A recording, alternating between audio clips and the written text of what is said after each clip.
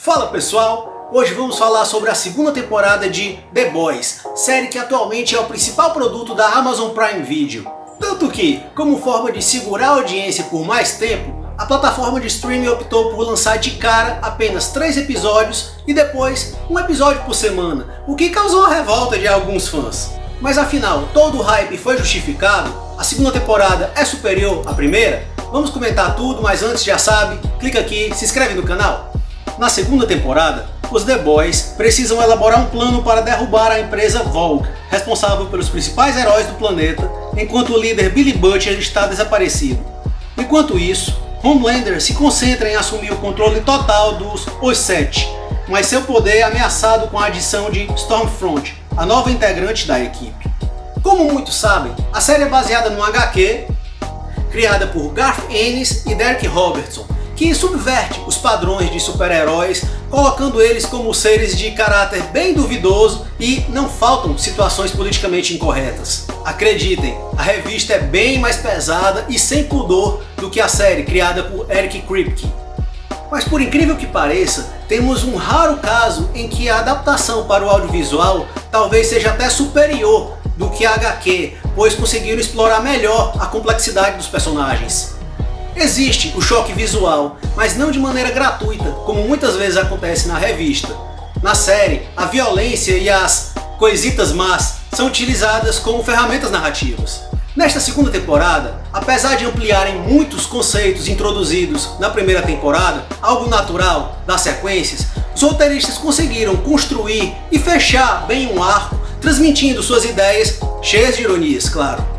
Tem muito mais sangue desta vez, com cabeças literalmente explodindo, além da escatologia, como um órgão sexual que é o próprio poder de um personagem secundário, algo que parece saído direto da mente doentia do Garth Ennis, o criador da HQ. A ação é bem frequente, com embates que destroem tudo ao redor, muitas perseguições, mas o alívio cômico é sempre presente. Exemplo maior é aquela tão politicamente incorreta cena da baleia, quem viu sabe bem. Eles utilizam na metalinguagem com a filmagem de um longa sobre os Sete, em que os heróis interpretam eles mesmos, uma paródia descarada dos clichês do gênero que tanto faz sucesso na última década. Há aparições rápidas de novos supers, e entre eles tiveram a sacada legal de pegar o ator Shawn Ashmore, que viveu o Homem de Gelo na franquia dos X-Men no cinema, para viver aqui um cara que tem poder de fogo. Outros surgem mais com o intuito de impressionar pela bizarrice mesmo, mas eles têm suas funções no roteiro, por mais simples que sejam. Tem um que surge só para fazer uma sátira ao Demolidor, e eu ri muito quando provam que o Superman poderia vencer um herói cego apenas com um telefone.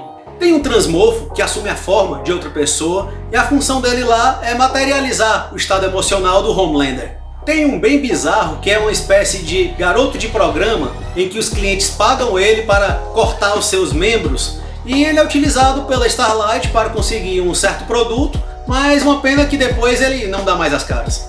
Entre as adições do elenco fixo, com certeza o maior destaque é a Aya Casher, que vive a Stormfront, que nos quadrinhos é um homem e tem um espaço bem menor. Ela inicialmente surge como uma paródia das ativistas que criticam toda a mídia ao redor dos Sete e utiliza das redes sociais para conquistar um alcance cada vez maior.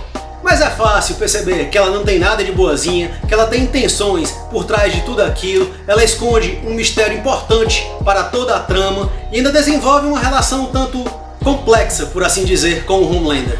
Falando do Homelander, o ator Anthony Starr rouba a cena sempre que aparece, ele dá um verdadeiro show. Ele tem aquela cara de cínico o tempo todo e quando pensamos que pode existir algum resquício de humanidade nele, ele vai lá e muda e vira um monstro em questão de segundos. Nesta segunda temporada, ele tenta a todo custo ampliar ainda mais a sua influência no grupo, tem a subtrama do filho para balancear o seu caráter, mas surgem empecilhos de todos os lados para frear o ego tão inflado dele, o que deixa ele cada vez mais louco. A rainha Maeve, vivida pela Dominique McElligott, tem a sua carga dramática bem mais aprofundada, mexendo com a sua sexualidade, e a atriz capta bem toda a apatia e o desgosto por estar inserida naquele contexto. O Black Noir, vivido pelo Nathan Mitchell, pelo menos é ele quem está lá dentro daquela roupa, tem um espaço maior do que na primeira temporada, ganha ainda algumas cenas de ação que pelo menos serve para conferirmos mais dos poderes dele. Ainda assim, o mistério sobre a sua origem acaba virando uma piada recorrente da série e o seu estilo silencioso acaba rendendo bons momentos cômicos. Quem acaba ficando meio que de escanteio nesta temporada é o Profundo, vivido pelo Chase Crawford, e o A-Train, vivido pelo Jesse T. Usher, pois eles basicamente tentam reconstruir as imagens para voltar para os sete. Mas destes dois, o Profundo ganha um espaço maior, pois é dele o arco que satiriza sem dó as igrejas, seja a Universal, seja a Cientologia, que tentam pintar uma nova imagem para alguém que está queimado, mas claro, existem muitos interesses econômicos por trás de tudo isso. No caso, essa situação de perdido do Profundo rende boas piadas, em especial aquela em que ele está numa crise existencial e conversa com as próprias Gueuras, que tem a voz do comediante Patton Oswalt. Já a turma dos rebeldes, ou anti-heróis, como preferirem, todos ganham alguma atenção, ainda que de maneira rápida, como os flashbacks que mostram o passado louco do francês, vivido pelo Tomer Capon, que aqui se assume como uma espécie de inventor e armamentista do grupo. O Leitinho, vivido pelo Las Alonso, é mostrado como um homem família e principal homem de confiança do Billy Butcher.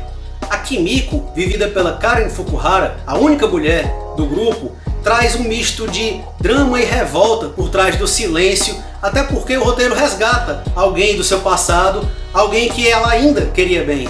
O relacionamento do Yuki e da Starlight, personagens do Jack Quaid e da Erin Moriarty, acaba sendo a subtrama mais desinteressante da série, mas eles têm a sua importância para o roteiro, pois praticamente todo o desenrolar da trama passa por eles.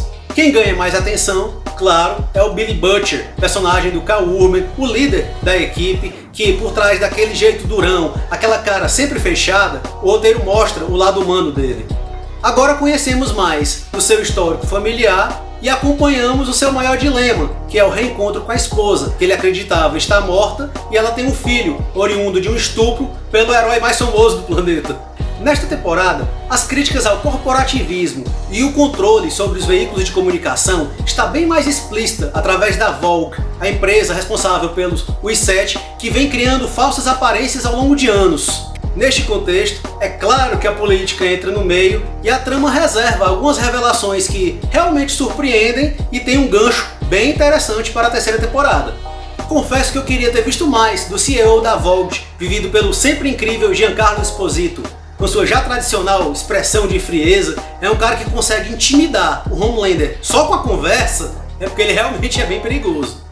É verdade que o roteiro tem muitas conveniências, por exemplo, a facilidade como o Billy Butcher consegue reuniões com os mais altos figurões da Vault. Além disso, matar ele e inventar qualquer conspiração seria a coisa mais fácil do mundo, pois eles fazem isso o tempo todo. Também muitas resoluções acontecem através de chantagens, o que acaba sendo uma saída um tanto fácil do roteiro. Tem momentos que você para e pensa, por que o personagem está caindo nisso mesmo?